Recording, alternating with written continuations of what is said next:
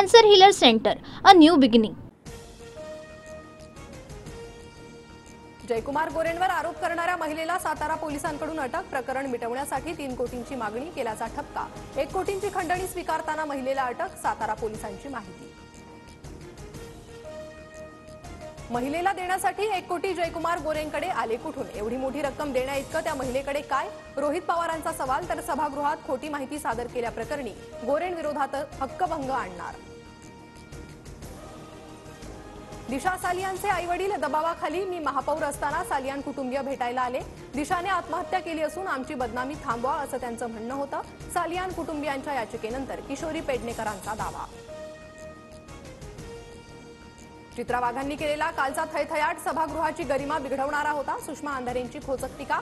तर तुमच्यासारखे 56 पायाला बांधून फिरते. विधान परिषदेत चित्रा वाघ यांनी अनिल परबांवर साधला होता निशाणा.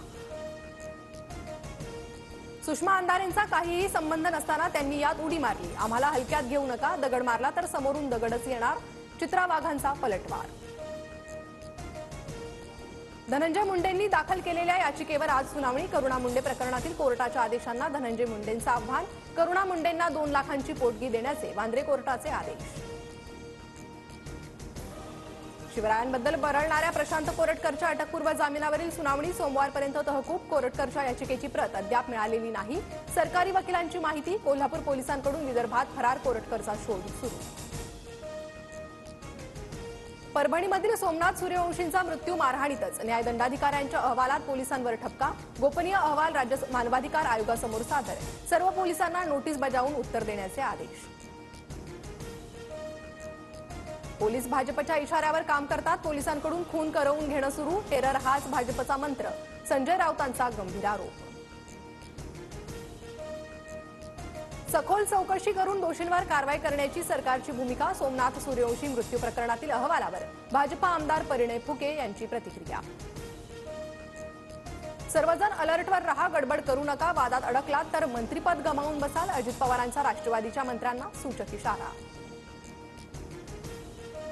नागपूर हिंसाचारातील अटक झालेल्या आरोपींची संख्या 100 पार. सायबर पोलिसांच्या 4 पथकांसह लोकल पोलिसांकडून अटक सत्र सुरू. फहीम खानसह 29 जणांवर देशद्रोहाचा गुन्हा दाखल. नागपुरातील संचारबंदीचा 5वा दिवस. 11 पैकी 9 परिसरातील संचारबंदी शिथिल. कोतवाली, तहसील गणेशपेठमधील बाजारपेठ, शाळा बंद राहणार. तणावपूर्ण शांतता असल्यामुळे संचारबंदी कायम ठेवल्याची माहिती. औरंगजेब कबर वादाच्या पार्श्वभूमीवर एनआयए पथक संभाजीनगरात दाखल. खुलताबाद परिसराची पाहणी. जालना, परभणीतील हालचालींवरही लक्ष.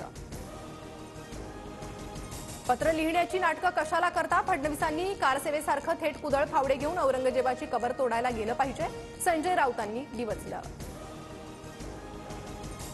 सातपुडा जंगलात भीषण वणवा. 4 दिवसांपासून आग कायम. धडगाव वनपरिक्षेत्रातील 12 हेक्टरपेक्षा जास्त डोंगरावरील परिसर व्यापला. शेकडो झाडं जळून खाक. आग विझवण्याचे शर्थीचे प्रयत्न सुरू. Cancer Healer Center, a new beginning.